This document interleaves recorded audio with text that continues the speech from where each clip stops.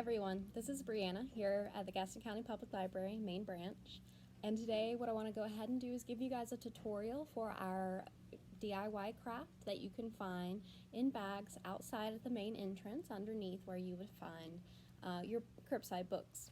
So today's craft is a DIY no-sew mask, and the first step is you're going to take your fabric. You're going to find a 20 by 20 piece of fabric, and you're going to fold that into thirds. My mask has been cut down to fit my face better, and so my piece of fabric is actually a 14 by 14, and please feel free to go ahead and do the same. You just use a basic pair of scissors. The next step, go ahead and fold that about half towards one another. Depending on the size that you need, you could go further out or more in. I like mine right about here.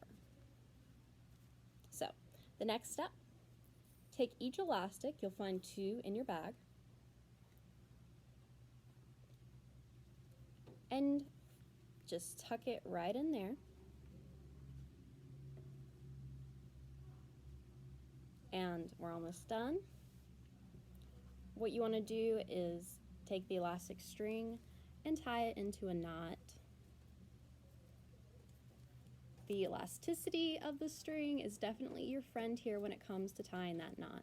You want to get it as close as you possibly can towards the end so that you have plenty of space for it to reach across your face and over your ear. Voila.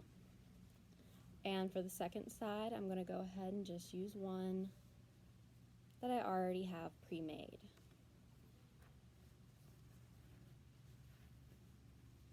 So what you're left with is a mask. And you go ahead, try it on.